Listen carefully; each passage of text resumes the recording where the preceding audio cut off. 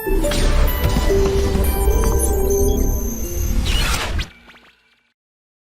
पढ़ते हम लोग आभासी ऊंचाई और आभासी गहराई।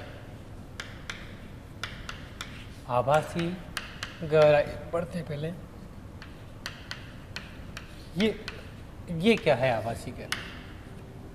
बहुत सी बार आपने देखा होगा कि किसी बाल्टी में पानी भरा हुआ है जब आप बाल्टी के अंदर देखते हैं तो उसका जो तला है वो थोड़ा ऊपर आपको उठा हुआ दिखाई देता है। या कई बार आपने देखा होगा किसी पेन वगैरह को आप पानी के अंदर लेके गए तो आपको थोड़ा टेढ़ा नज़र आता है जबकि वो सीधा नज़र आना चाहिए। तो ये ऐसा क्यों होता है? ये असल में ये अपवर्तन के कारण ही होता है। किस कारण होता है? ये अपवर्तन के कारण ही होता है। कैसे होता है ये?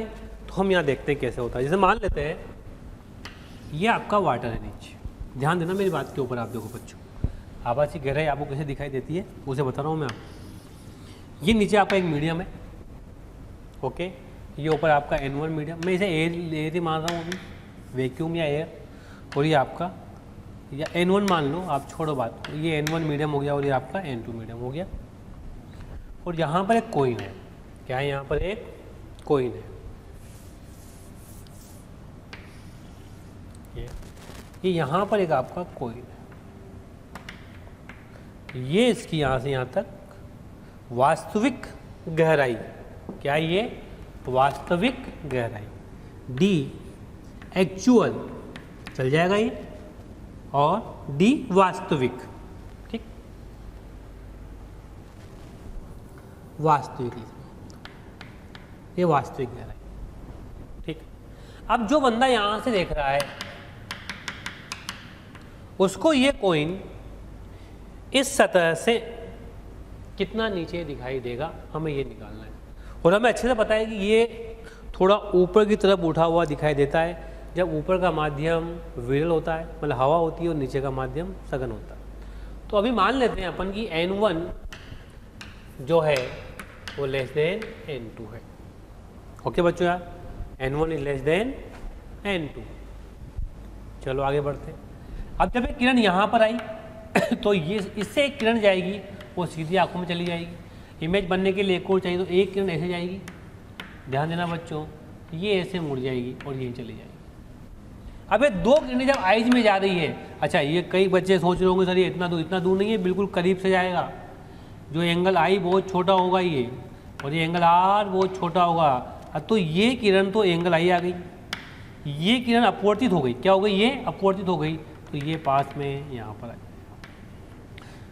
ठीक है, तो ये वाली किरण और ये वाली किरण यहाँ से जाती हुई दिखाई देगी। तो ये आपका हो जाएगा डी आभासी। क्या हो जाएगा बच्चों? ये डी आभासी। आप इसे ध्यान से देखें, आप इसे ध्यान से देखें, आप इसे ध्यान से देखें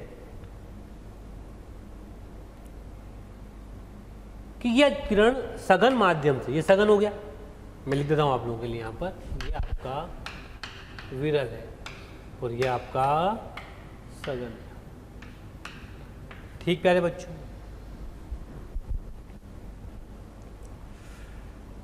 तो पहली किरण तो सीधी चली गई, दूसरी ऐसे गई बाउंड्री पर और अपवर्तित हो गई अपने मार्ग से। होना ही था, अभिलंब से दूर हटना ही था उसको, स्नेल के नियम के द्वारा। अब आप इसे पीछे बढ़ाया तो ये आर है, तो ये भी कितना हो जाएगा आपका आर। इसको मान लो आप एक्स। क्या मान लो आप इसको? एक्स। तो बताइए आपका कॉइन कहाँ से कहाँ गया? यहाँ से यहाँ। दी वास्तविक गहराई कहाँ से थी? सतह से। और डी आभासी भी कहाँ से है? सतह से। सतह मतलब इंटरफेस, ऐसी सतह जो दोनों मीडियम को अलग अलग करे। चलिए आगे बढ़ते हैं, कुछ लगाते हैं इसमें। स्नेल का नियम तो लगाना ही है यहाँ पर। क्या होगा? N2 साइन आई बराबर N1 साइन आर। क्लियर? अब कहीं बच्चे सोचोगे सर N2 यहाँ आप N1 लिख देते तो ज़्यादा अच्छा होता है। N2 कोई फर्क नहीं पड़ रहा उससे, आप कुछ भी लिखो, पता होना चाहिए। अब आप देखिए आई और आर हैं जो बहुत छोटे हैं। क्या है ये? तो अपन जानते हैं sine I is almost equal to I is almost equal to 10i। तो I can write it n2 10i is almost equal to n1 10i। अब n2 10i, what is 10i? x upon D वास्तविक, और इधर n1 what is 10i? x upon D आभासी। क्या इससे ये चला जाएगा? ओके, तो ये डी आभासी ऊपर, डी आभासी अपॉन डी वास्तविक बराबर n1 अपॉन n2, आपके पास फॉर्मूला आ जाता है। तो डी आभासी बराबर कितना हो गया? n1 upon n2 into D वास्तविक। इस प्रकार से आप सतह से आभासी ऊंचाई निकाल सकते हैं। क्या आप इसे बार बार ऐसे करेंगे? नहीं, इसे हमें बार बार ऐसे नहीं करना है, इसे हमें बार बार ऐसे नहीं करना है सॉरी। तो हमें क्या करना है? हमें ये वाला फॉर्मूला, ये नहीं, ये वाला फॉर्मूला याद रखना, ऊपर वाला। अब इस ऊपर वाले फॉर्मूले को आप कैसे याद रखेंगे? ध्यान दें, डी आभासी अपॉन डी वास्तविक बराबर n1 अपॉन n2। तो n1 ऊपर आएगा या n2 नीचे आएगा? कौन सा माध्यम ऊपर जाएगा, कौन सा माध्यम नीचे आएगा? इसमें हमेशा हमें परेशानी होती है। इसको दूर करने के लिए मैं एक छोटी सी बात बताऊं, डी आभासी ऊपर ही रखना है, डी वास्तविक नीचे रखना है, ठीक है। तो डी वास्तविक के सामने वो मीडियम आएगा जिस मीडियम में आपकी वस्तु रखी हुई है, ठीक है, जिस मीडियम में आपकी वस्तु रखी हुई है। बस इतना सा ध्यान रखें और आपके सारे काम ऑटोमेटिकली हो जाएंगे, ठीक है।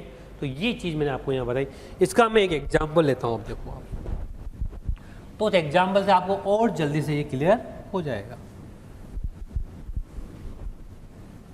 जैसे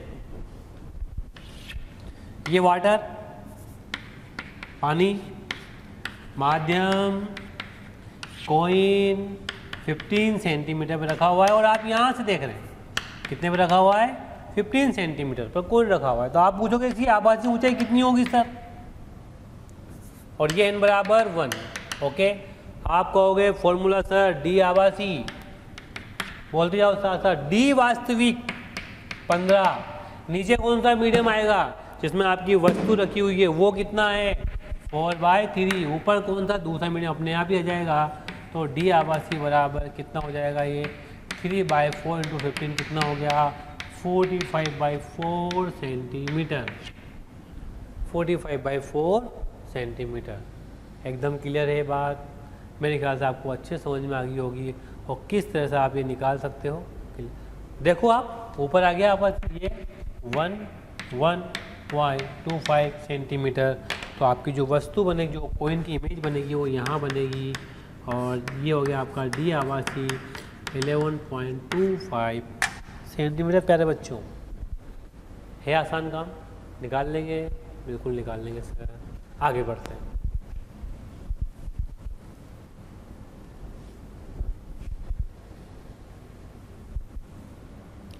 अब मान लो उल्टा कर देते हैं अपन इसको। मान लो यहां अंदर कोई फिश है, मछली है, यहां कोई बर्ड है, पक्षी है, जैसा बन रहा है ऐसा मान लो।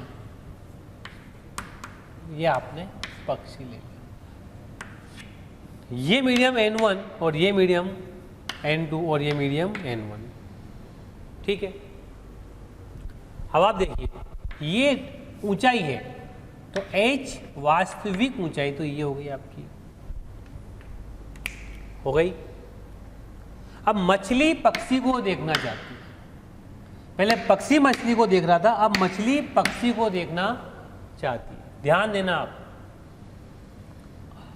हम निकाल रहे हैं अब ऊंचाई, आभासी ऊंचाई।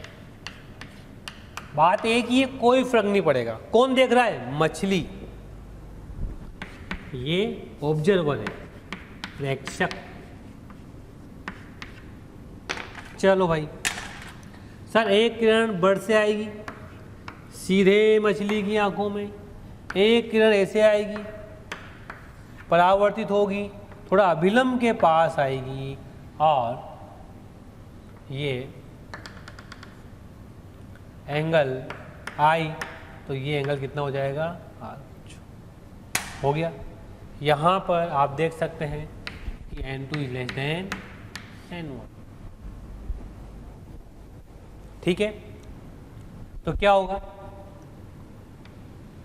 ये आई तो ये कितना हो गया आई, लेकिन ये किरण इसको आप पीछे बढ़ाओगे, बढ़ाओ,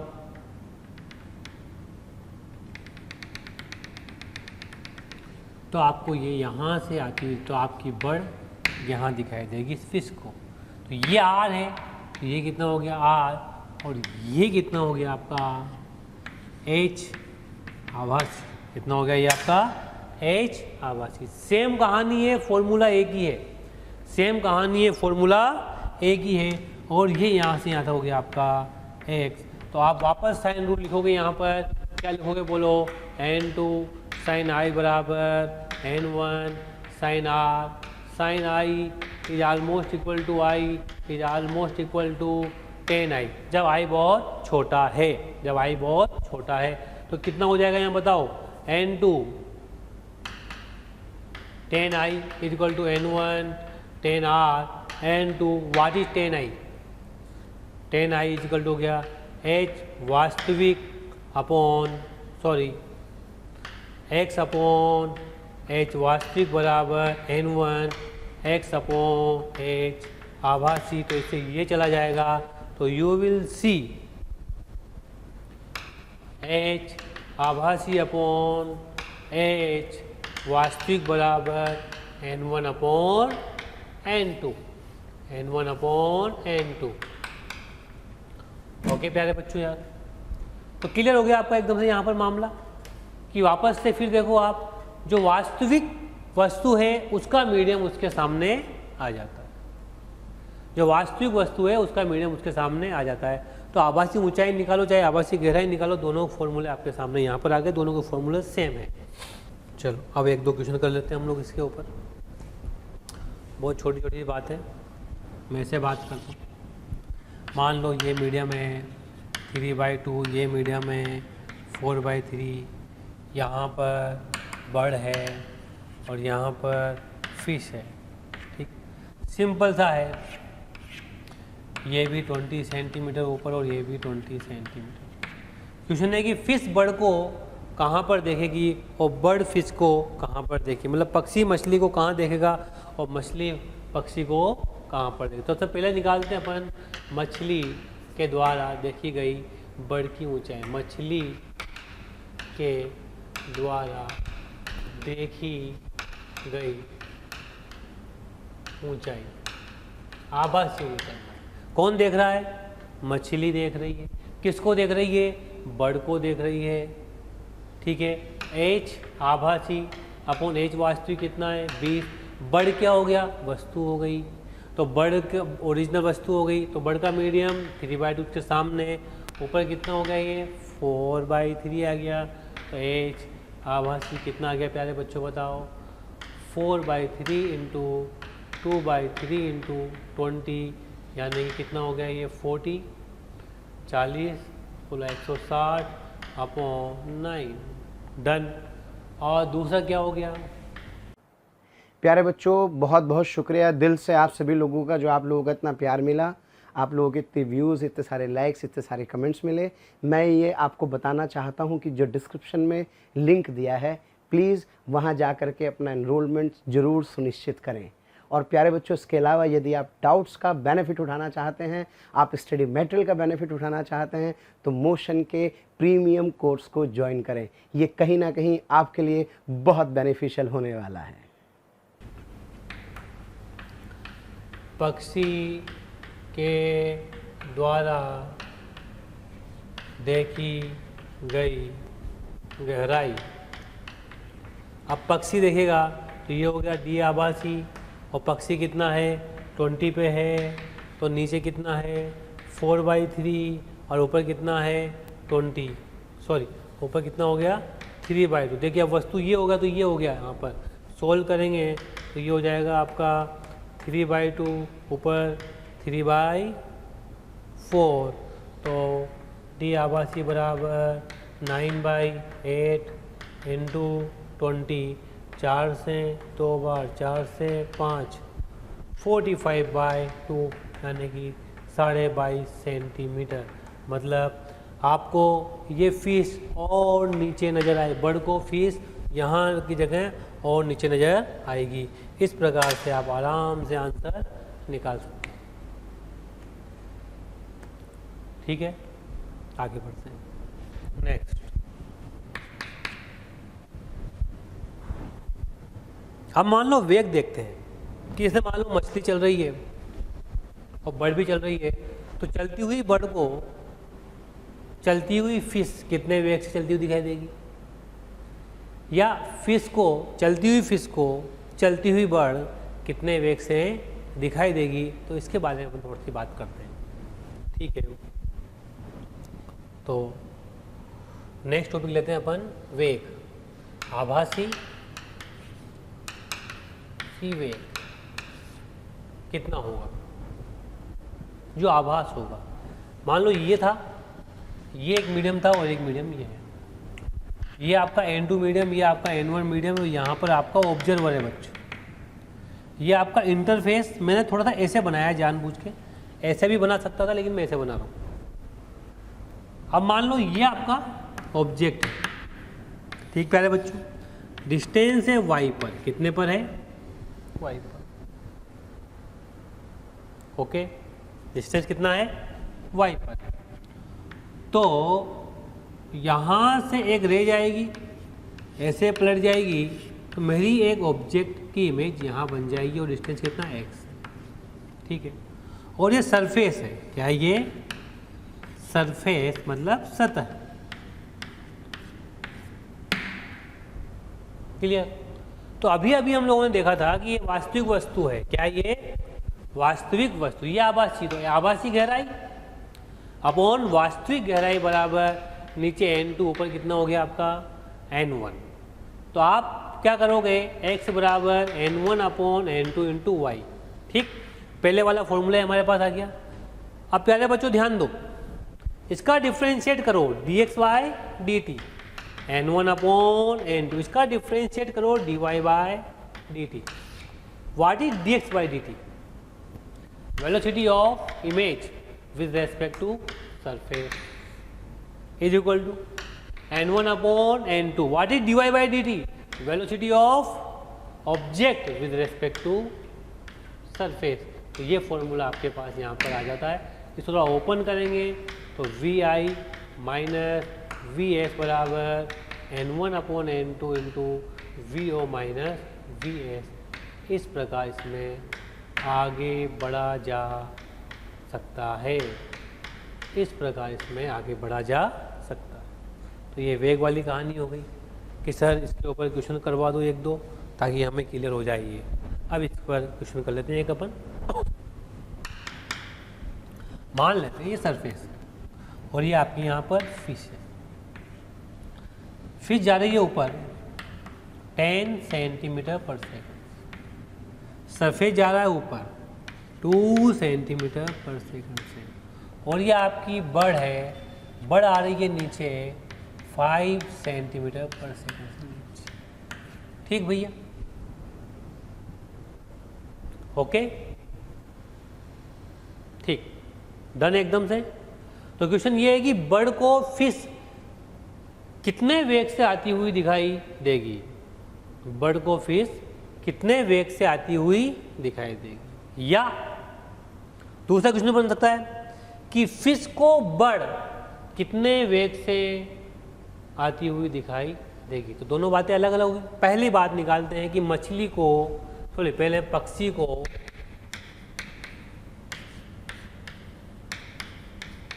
मछली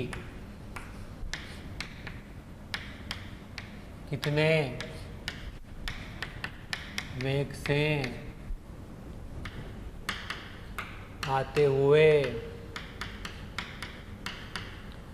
दिखाई देगी, ओके।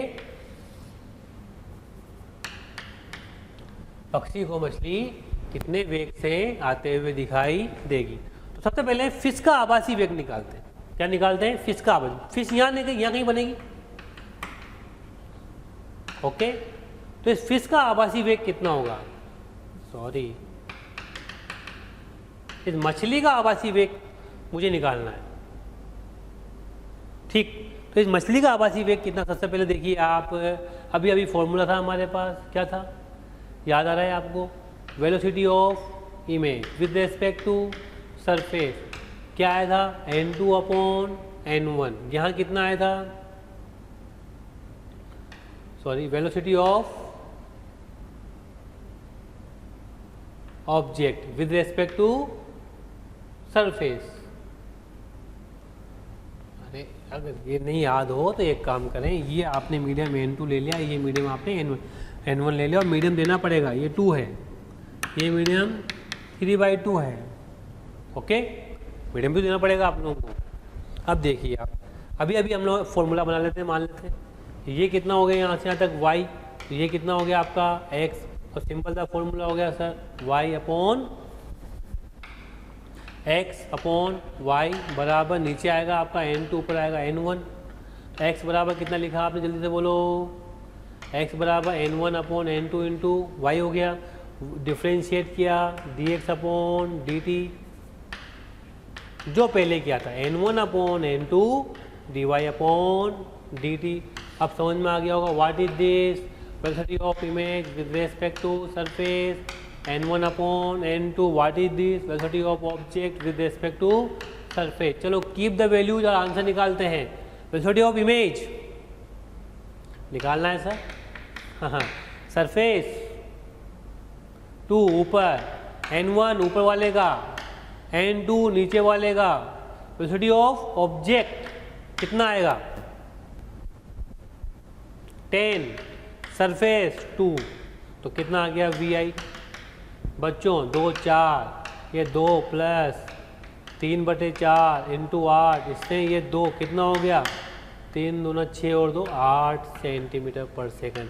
मतलब आपकी जो ये फिश है ये कितने से ऊपर जा रही है? 8 सेंटीमीटर पर सेकंड से ऊपर जा रही है। लेकिन बर्ड को क्या 8 से दिखाई दे रही है? नहीं दिखाई देगी।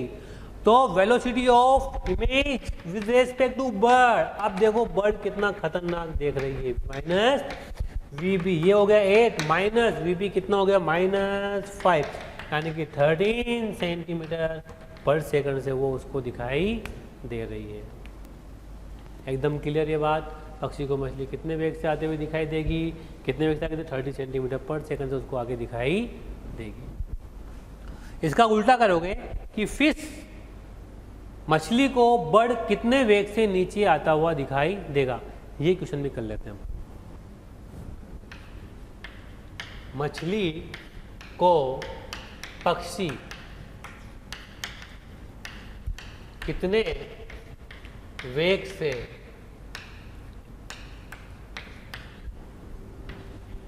आता हुआ दिखाई देगा? चलो करते हैं भाई, वही सेम कहानी। अब velocity of image with respect to surface n1 upon n2, velocity of object with respect to surface. चलो vi बर्ड के लिए vs ऊपर जा रहा है प्लस का 2 n1 और n2। अब देखिए यहाँ पर n1 क्या हो जाएगा, n2 क्या हो जाएगा? n2 वास्तविक 3/2, n1 कितना हो गया? 2। वेलोसिटी ऑफ ऑब्जेक्ट नीचे की तरफ है -5 -2, ये ऊपर चल जाएगा vi -2 ऊपर जाएगा, तो ये कितना 4/3, ये 7 माइनस इंटू 7। तो वेलोसिटी ऑफ इमेज कितनी आ गई प्यारे बच्चों? 2 माइनस 28/3, तो ये कितना हो गया आपका 3 दूना 6 minus 22/3 centimetre per second. Okay, तो velocity of bird with respect to fish कितना आ गया? vb minus vf। तो वेलोसिटी ऑफ बर्ड कितनी आई? -22/3 माइनस वेलोसिटी ऑफ फिश कितना है? ऊपर जा रहा है तो माइ प्लस का ही आएगा 10, तो ये कितनी आ जाएगी आपको 30, 40, 30, 52 माइनस 52/3 सेंटीमीटर पर सेकंड। तो इस प्रकार देख सकते हैं आप कि मछली को पक्षी कितने वेग से आता हुआ दिखाई देगा। अंतर केवल यहाँ पड़ा है, इस बात का आप अच्छे से ध्यान रखें। ओके, नेक्स्ट पढ़ लेते हैं अपन लोग। कांच की पट्टिका से अपवर्तन।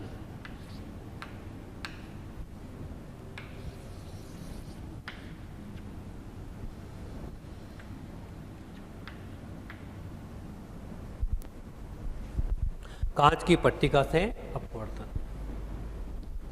कांच की पट्टिका से अपवर्तन बहुत आसान सी बात है, आराम से कर सकते हो आप लोग। आप समझ लो कोई कांच की पट्टिका है, मान लो ये है एक, इसका माध्यम एन है। अब आप देख सकते हैं ये एयर और ये भी एयर, कितनी बार अपवर्तन होगा? 2 बार। एक बार किरण यहाँ आएगी, यहाँ आएगी, फिर यहाँ आएगी, फिर यहाँ चली जाएगी, तो ये 2 बार अपवर्तन होगा।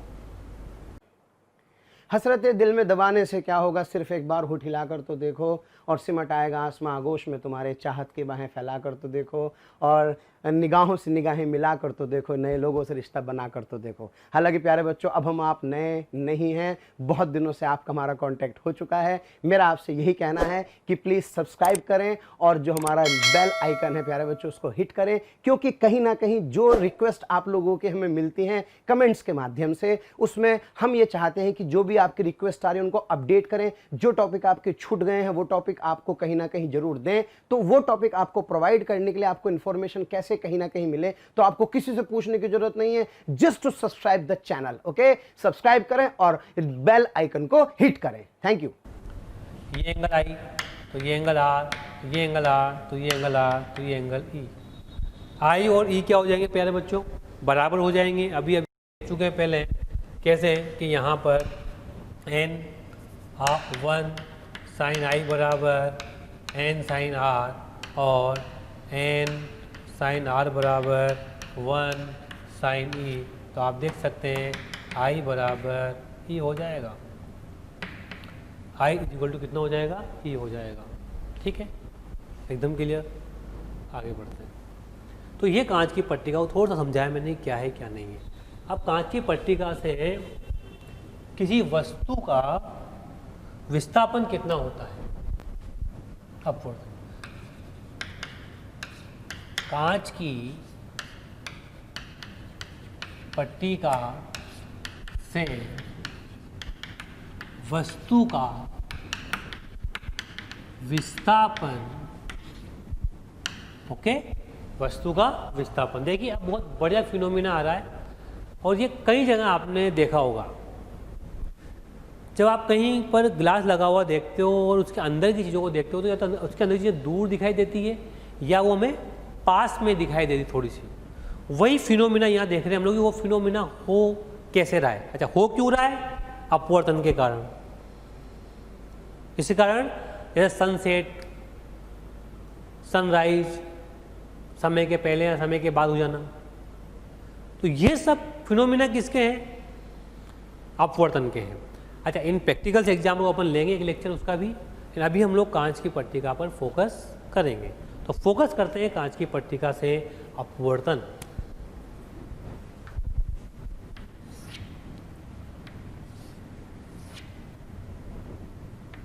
ये कांच की पट्टिका निकाल, ठीक है, बिल्कुल घबराने की जरूरत नहीं। एक चीज़ आएगी शानदार और आपको अच्छा लगेगा।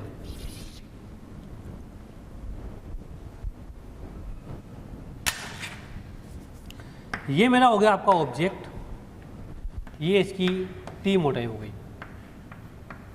गई, ये इसका माध्यम हो गया n। अभी दोनों तरफ का माध्यम में कुछ भी नहीं मान रहा हूँ, वैक्यूम मान रहा हूँ, एयर मान रहा हूँ। ठीक, ऑब्जर्वर कहाँ बैठा हुआ है आपका? इस तरफ बैठा हुआ है भाई साहब। ये आपका ऑब्जर्वर, आई बनाई है मैंने, ये है आपका ऑब्जर्वर, मतलब प्रेक्षक। ठीक प्यारे बच्चों यार, यह है आपका प्रेक्षक। अब प्रेक्षक किसको देख रहा है? इस ऑब्जेक्ट को देख रहा है। चलते हैं, करते हैं हेल्प थोड़ी सी। सबसे पहले एक रे, ये आपकी वस्तु ए से जाएगी, कंफर्म, और यहां पर ये अभिलंब हो गया। क्या हो गया? ये अभिलंब। यहां पर पहला परावर्तन होगा। क्या होगा यहां पर? पहला परावर्तन इस सरफेस पर, फर्स्ट अपवर्तन।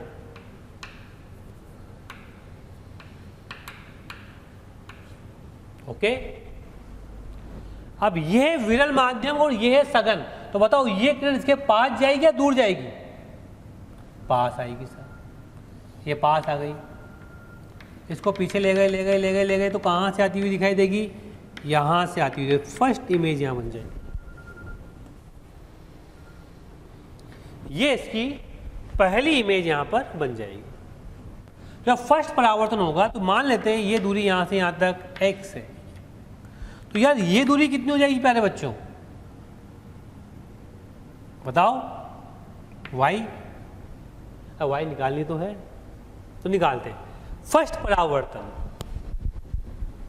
इसका माध्यम n है, इसका माध्यम 1 है, और ये भी कितना है? 1। तो ध्यान से देखिए क्या लगाओगे आप? x वास्तविक वस्तु, y क्या है? आभासी। तो y आभासी अपॉन x वास्तविक। वास्तविक वस्तु के सामने उसका, उसी की वस्तु, वास्तविक वस्तु जिसमें रखी हुई होती है, उसी माध्यम का अपवर्तनांक वास्तविक वस्तु की दूरी के सामने रखा जाता है 1, और ये हो गया आपका ऊपर n। तो y बराबर कितना हो गया? nx। डन बच्चों यार, दूरी आ गई हमारे पास। ये पहला पार्ट खत्म। तो ये y इक्वल टू कितना आ गया? तो y कितना आ गया हमारे पास? y बराबर nx आ गया। इन सेकंड केस, जब ये यहां चली जाएगी,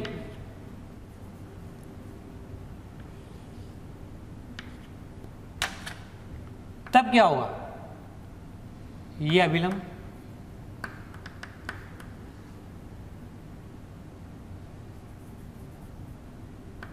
ये अभिलंब यहां जाएगी। जाने के बाद अब देखो, ये कौन सा माध्यम? सघन। ये कौन सा? विरल। तो थोड़ा इस तरह अपवर्तित हो जाएगी, और जब आप इस किरण को पीछे लेके आओगे तो आपकी सेकंड इमेज यहां पर बनाई देगी। The second image I dash कर देता हूं। क्या करता हूं मैं? I dash. ओके, चलो। तो दूसरा परावर्तन कहां से हुआ? यहां से हुआ आपका सेकंड अपवर्तन। ओके, तो सेकंड अपवर्तन किस इंटरफेस से हुआ? इस इंटरफेस से हुआ।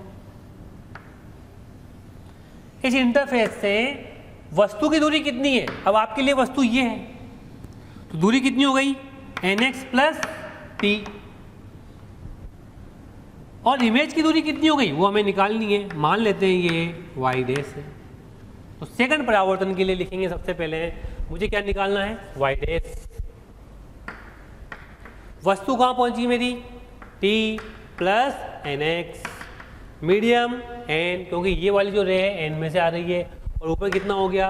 1। तो what is y dash? y dash आ गया मेरे पास nx plus t upon n, यानी कि आ गया मेरे पास x plus t by n। एकदम क्लियर? यहां तक क्लियर हो गया। अब आप देखिए शिफ्टिंग कितनी हुई। इस बंदे को जो ऑब्जेक्ट यहां था वो यहां ना दिखाई देकर कहां दिखाई दिया? यहां दिखाई दिया। ओके, जब इसे यहां ना दिखाई देकर ये यहां पर दिखाई दिया, तो ये शिफ्टिंग हो गई ओ आई डैश। कितनी हो गई? O I dash. That is equal to O I dash को देखो आप कितना है? x plus t minus y dash. ये आ गया x plus t minus x minus t by n. Solve किया, t कॉमन ले लिया, 1 माइनस 1 बाई एन। तो ये आपकी शिफ्टिंग आई है। शिफ्टिंग को याद रखेंगे। ओ एक बार फिर लिख रहा हूँ, ओ आई डैश बराबर t into 1 minus 1 by N, जहाँ पर n किसका माध्यम है? पट्टिका का। 1 किसका माध्यम आया, बाहर वालों का। क्या कहा, बाहर वालों पट्टिका के इधर उधर माध्यम सेम होना चाहिए, नहीं होगा तो पूरा क्वेश्चन आपको अलग तरीके से करना पड़ेगा। इसके बाद टी क्या है, पट्टिका की मोटाई। टी क्या है बेटा, पट्टिका की मोटाई। तो ये आपकी शिफ्टिंग आ गई। तो अब आप देख रहे हो क्या कितनी सारी किरणें हो गई इसके अंदर, एक यहाँ से गई, ऐसे गई, सर ऐसे। क्या बार बार ऐसे करना है, बार बार ऐसे नहीं करना है, केवल फॉर्मूला काम में लेना है हम लोगों को और हमारा आंसर निकालना है। ठीक है, ओके। बिना मीडियम के हमारे पास आंसर क्या आया, ये देखो सिंपल सा बना रहा हूँ डायग्राम। मान लो ये वस्तु वो थी, कहाँ पर आ गई, ओडेस पे आ गई। अभी अपने ISS क्या ओडेस पे, क्या क्या ये शिफ्टिंग हो गई। ये शिफ्टिंग कितनी आई ओडेस, बोलो भाई, T इंटू 1 माइनस 1/n। अब आप पट्टिका नहीं होगी तो इसको वस्तु कहाँ दिखाई देगी, यहाँ। अगर पट्टिका है तो यहाँ तो हम बार बार डायग्राम में सीधा यहाँ से एक लाइन बना देंगे और इस ऑब्जर्वर के लिए ये वस्तु हो जाएगी। अगर मीडियम हो तो सर क्या करोगे, दोनों तरफ, हाँ दोनों तरफ मीडियम हो तो क्या करेंगे, ये भी अच्छा क्वेश्चन है। ये ओ है, ये सराउंडिंग मीडियम, ये सराउंडिंग मीडियम, ये स्लेब का मीडियम हो गया आपका। ओके, तो अब इसका आंसर क्या आएगा, ये ओ डैश। तो ये शिफ्ट होगी यहाँ से यहाँ तक। अगेन ओ डैश बराबर कितना हो जाएगा, टी कांच की पट्टिका की मोटाई 1/n surrounding upon n of slab. ये किसका n, कांच की पट्टिका का है नीचे वाला, ऊपर किसका है, सराउंडिंग का। शर्त क्या है, इस पट्टिका के दोनों तरफ जो सराउंडिंग हो सेम होनी चाहिए और ये यहाँ से जाती हुई डायरेक्ट किरण आप बता सकते हो। तो इस प्रकार आप आराम से शिफ्टिंग निकाल सकते हो। ये कांच की पट्टिका के द्वारा शिफ्टिंग निकालने का आसान तरीका आपके पास हो गया। फॉर्मूला आपने निकाल लिया। अच्छा रे डायग्राम, अच्छा निकाला किससे अपन ने, वही रे डायग्राम से हम लोगों ने निकाला। स्नेल के नियम चले थे, आभासी गहराई, आभासी ऊंचाई पहले सीखा हम लोगों ने, उसके बाद फिर कांच की पट्टिका से अपन ने आराम से ये निकाल लिया। अब आगे बढ़ते हैं, एक आध एग्जाम्पल लेते हैं छोटा सा, उसे निपटाते हैं कर कि सर एक एग्जाम्पल ले लो ताकि हमारे दिमाग से क्लियर हो जाए। T बराबर, ये आपने 15 सेंटीमीटर ले लिया सर, ये n इक्वल टू कितना हो गया, 3/2 हो गया बच्चों। ये आपका ऑब्जेक्ट हो गया, ये यहाँ से यहाँ पर शिफ्ट होगा, तो ये कितना आएगा बताओ, ओ डैश। ओ डैश बराबर हो जाएगा 15 इंटू 1 माइनस 1 अपॉन 3/2। तो ये 2 ऊपर 3 नीचे, तो ये कितना हो गया 15/3 यानी कि 5 सेंटीमीटर। कितना हो गया ये, तो ये ऑब्जेक्ट कितना शिफ्ट हो जाएगा आपको यहाँ पर, 5 सेंटीमीटर शिफ्ट हो जाएगा। और 5 सेंटीमीटर शिफ्ट होने का मतलब क्या हुआ है, अब आपको इस स्लेब की ज़रूरत नहीं है, सीधी रे यहाँ से आप इसके ऊपर निकाल दो। ओके प्यारे बच्चों, है आसान सा काम। अब सराउंडिंग वाला भी एग्जाम्पल ले लेते हैं एक, ये ले लेते हैं n बराबर 2, ये n equal to 3/2, n equal to 3/2, t equal to ले लिया आपने 10 सेंटीमीटर। कितना ले लिया, ये आपका ऑब्जेक्ट है, क्या यहाँ पे ओ डैश पे आ जाएगा, जल्दी, ये आपका ऑब्जर्वर है, जल्दी से बोलो, ओ डैश बराबर t into 1 minus surrounding upon slab, और t कितना है 10, 1 माइनस 3/4, कितना हो गया ये 10/4 यानी कि 2.5 सेंटीमीटर। तो अब कितना शिफ्ट हुआ आपका, ये 2.5 सेंटीमीटर शिफ्ट हुआ और यहाँ से रे से चली जाएगी।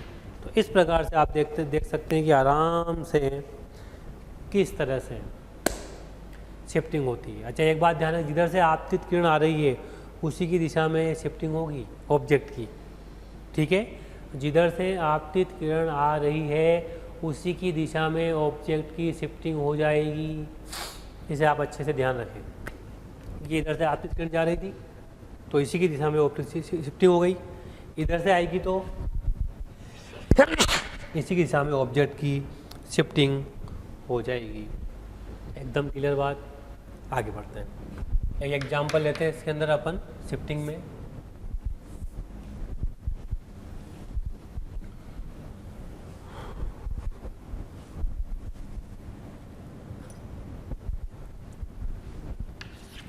कई बार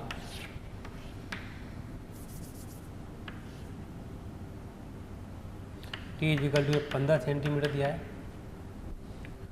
और ये n equal to 2, n equal to 1 और n इजिकल टू 3/2। मैंने तीनों मीडियम अलग अलग लिए।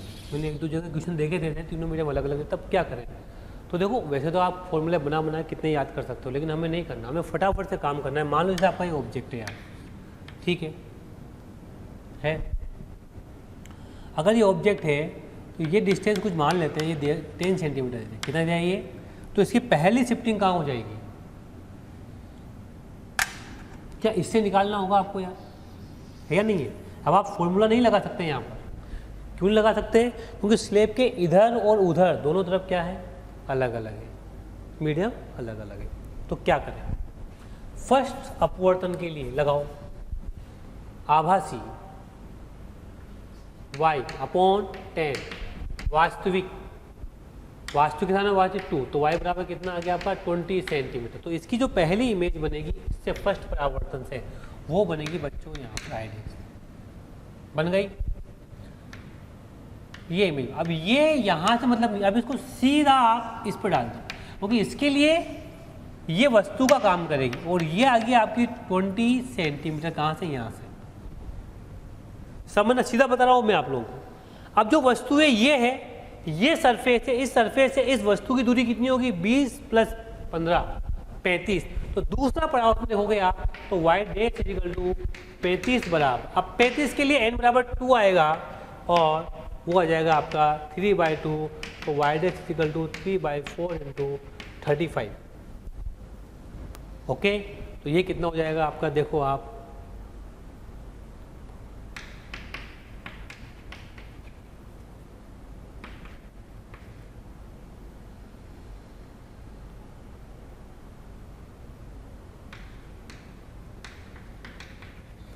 (26.25 सेंटीमीटर।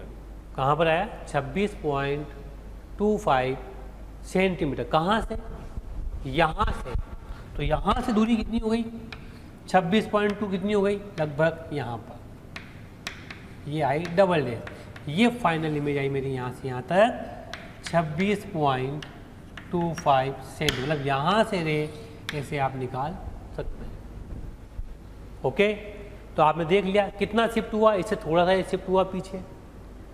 क्लियर? कहीं से भी डिस्टेंस पूछे, यहाँ से पूछे, यहाँ से पूछे, फाइनल इमेज की डिस्टेंस आप कहीं से बता सकते हैं। लेकिन अब मैंने इस क्वेश्चन को कैसे किया, वही d आभासी अपॉन d वास्तविक is equal to n1 upon n2 लगाकर मैंने इस क्वेश्चन को सोल्व किया। तो आपको भी ये करना है प्यारे बच्चों, इस बात का ध्यान रखना है कि अलग अलग मीडियम आए तो ये करना है, फॉर्मूला कब काम में आ जाएगा, सेम मीडियम होगा।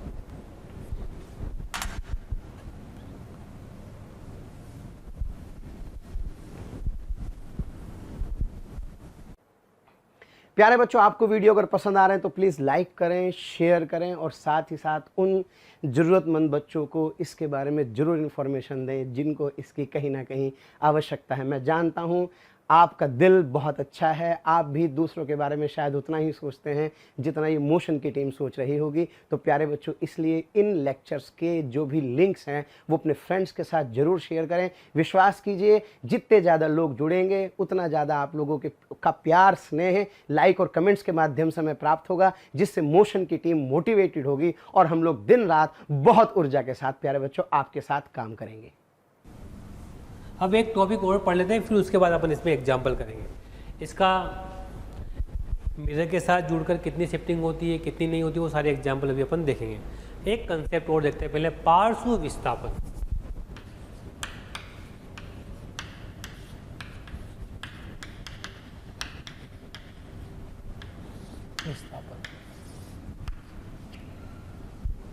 ये क्या होता है? ये होता है लेटरल शिफ्टिंग। इसके ऊपर एग्जाम में पूछे गए क्वेश्चन, सीधा फॉर्मूला याद रखें और क्वेश्चन निकालें, बस आंसर निकालें। देखिए बताता हूँ मैं आपको,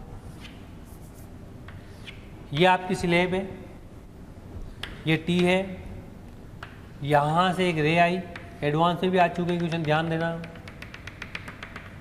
ये एंगल आई, ये इसका मीडियम एन, ऊपर का मीडियम 1, नीचे का मीडियम 1, तो ये ऐसे आ जाएगी प्यारे बच्चों यार। लेकिन असल में ये रे जाना कहाँ चाहती थी, ये जाना चाहती थी। ये एंगल आई है, तो ये एंगल कितना है, आग। अब यहां के बाद ये वापस इधर मुड़ जाती है,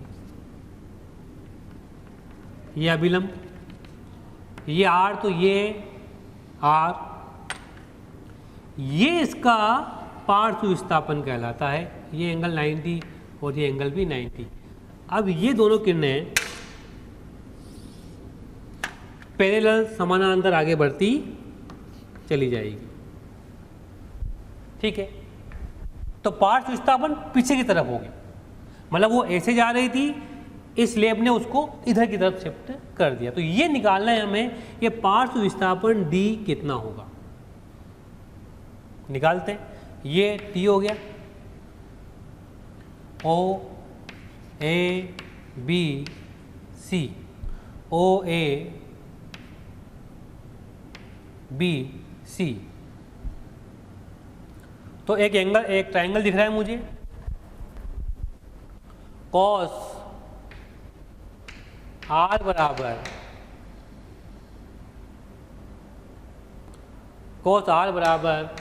T upon OB, T upon cos R।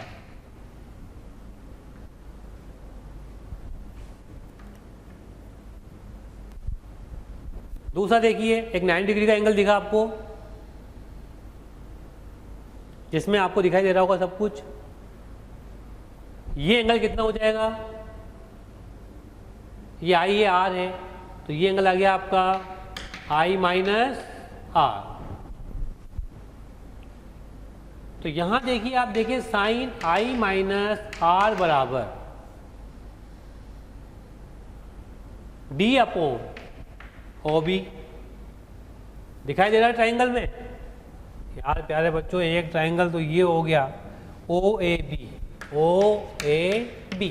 एक ट्राइंगल हो गया ये OBC। बस सोल्व कर ले दोनों को। D इक्वल टू कितना आ गया, OB sine I minus R। तो D equal to what is OB, T upon cos R sine I minus R। अब कई बच्चे कहेंगे R कहाँ से लाएंगे, तो 1 साइन I बराबर n साइन R, यहाँ से आ जाएगा, यहाँ रख देना और D आंसर निकाल लेना। याद रखना 3-4 बार एडवांस में भी आ चुका है, मेन में भी आ चुका है। ये पार्श्व शिफ्टिंग कहलाती है, बस और कुछ नहीं। ठीक है, इसमें अपन अब एक दो एग्जाम्पल देखते हैं कि जो शिफ्टिंग होती है, यदि स्लेब का कॉम्बिनेशन किसके साथ, मिरर के साथ, दर्पण के साथ लगाया जाता है तो किस तरह से इमेज बनेगी। दर्पण और पट्टी का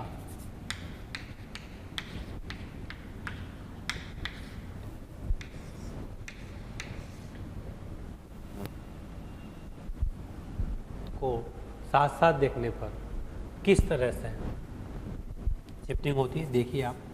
मान लेते हैं यहाँ पर एक दर्पण है, फोकस दूरी है 20 सेंटीमीटर। यहाँ पर एक स्लेब रखी है आपकी,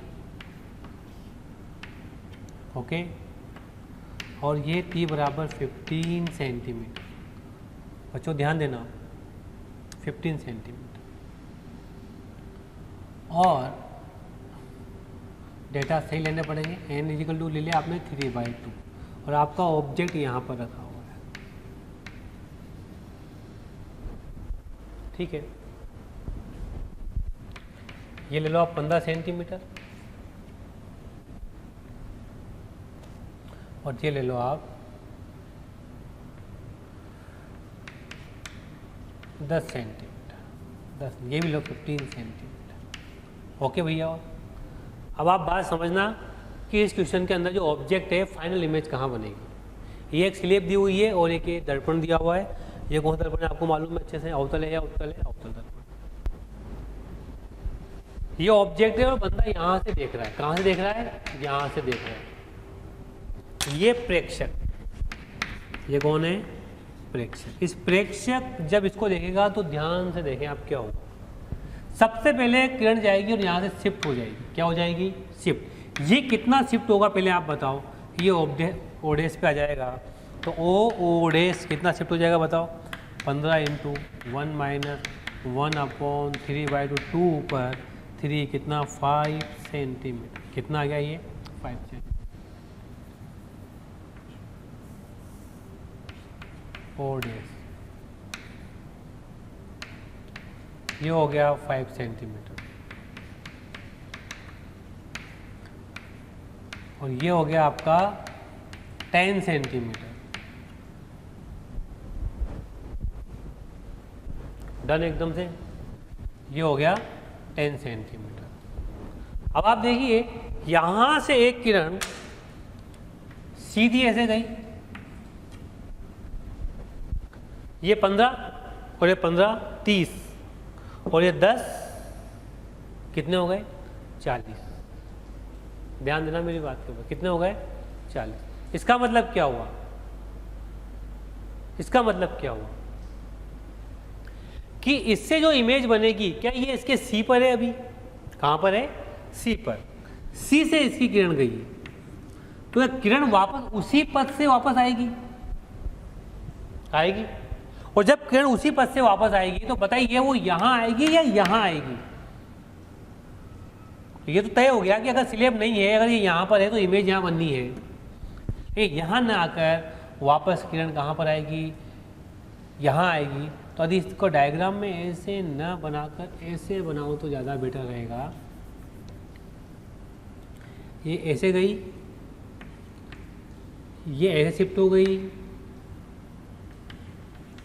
और ये यूं चली गई। ओके, और जब वापस ऐसे आएगी तो उसी पाथ को रिट्रेस करती हुई आएगी, ऐसे ऐसे और ऐसे, और फाइनल इमेज भी उसकी कहाँ बन जाएगी बच्चों, यहीं पर ही बन जाएगी।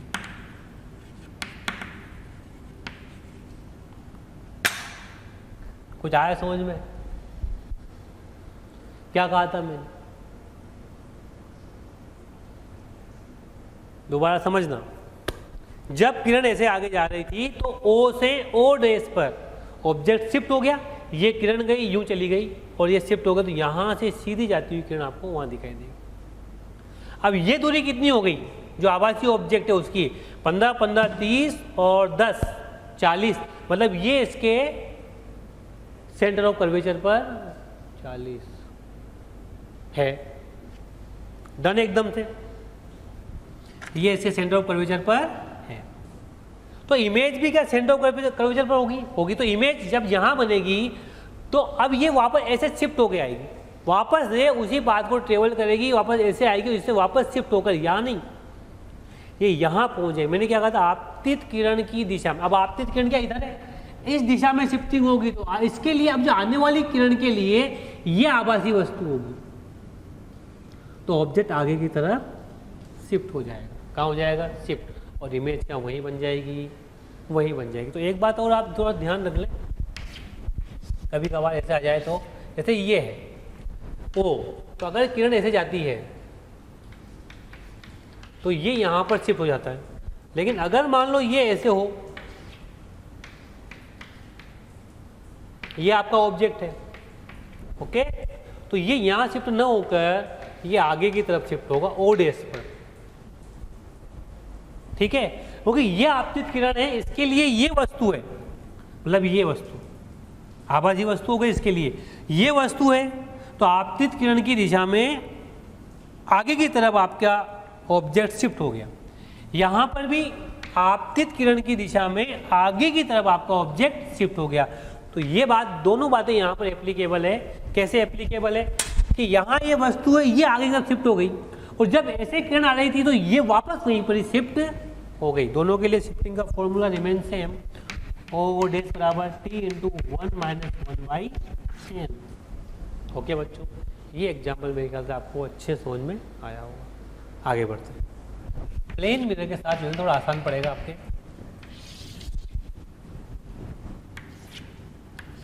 ये स्लैब, ये आपका ऑब्जेक्ट वही 15 सेंटीमीटर, n इजिकल टू 3/2, ये आपका 25 सेंटीमीटर और ये आपका 15 सेंटीमीटर, ठीक। तो शिफ्टिंग कितनी हो जाएगी जल्दी से बोलो। यहाँ से बंदा देख रहा है ओ डेस कितना हो गया 15 इंटू यहाँ लिख देता हूँ मैं 3/2, ये आ जाएगा 5 सेंटीमीटर। तो ये कितना शिफ्ट हो गया आपका यहाँ से यहाँ तक? 5 सेंटीमीटर। तो ये कितना बचा यहाँ से यहाँ तक? 10 सेंटीमीटर। डन। तो ये इसके लिए ऑब्जेक्ट हो गया। ऑब्जेक्ट का हो गया 15 और ये 25 तो 15 25 50 हो गया ये। तो ये रे ऐसे गई और यहाँ से पलट के ऐसे आएगी और आप देख सकते हैं कि यहाँ से 50 सेंटीमीटर पर, कहाँ पर? 50 सेंटीमीटर पर आपका इमेज बन जाएगा, पहला इमेज। अब ये आपकी किरण होगी प्यारे बच्चों, ये ऑब्जेक्ट है, तो ये आपकी किरण है। तो फिर ये वापस यहाँ से थोड़ी शिफ्ट हो जाएगी, हल्की सी शिफ्ट हो जाएगी और ये ऐसे है। तो जब ये शिफ्ट होगी तो कितना शिफ्ट होगी? ये सेकंड इमेज यहाँ बन जाएगी और ये कितना शिफ्ट हो जाएगी आगे? Again 5 centimetre. तो मेरे पास जो डिस्टेंस होगी 50 - 5 यानी कि 45 सेंटीमीटर पर मेरी फाइनल इमेज इस मिरर से बनेगी। फिर देख लीजिए, इधर से किरण गई तो इधर शिफ्ट हुई, इधर से ही किरण आई तो ये ऑब्जेक्ट था, तो ये 5 सेंटीमीटर आगे की तरफ शिफ्ट हो जाती है। तो बहुत ही आसान सी फिनोमिना है, कोई टफ फिनोमिना नहीं है। और ये इसकी फाइनल साफ साफ दिखाई नहीं दे रही होगी आपको कि यहाँ पर इसकी फाइनल इमेज बन जाएगी, मतलब अंतिम प्रतिबिंब यहाँ पर इसका बन जाएगा। ठीक है बच्चों, इसी तरह कितने ही एग्जाम्पल आप कर सकते हो इसके अंदर। आज के लिए इतना काफ़ी है। Thank you. प्यारे बच्चों, अगर आपको लेक्चर पसंद आ रहे हैं और मैं आपसे कहता हूं कि आपको लग रहा है कि ये टॉपिक भी सर से ही पढ़ना है और आप उसके लिए कोई आपकी क्यूरी है या कोई भी आपके किसी भी तरह का प्रॉब्लम है, तो आप इस टोल फ्री नंबर पर संपर्क कर सकते हैं। टोल फ्री नंबर है 18002121 180021 799 1821 799 18002121 799।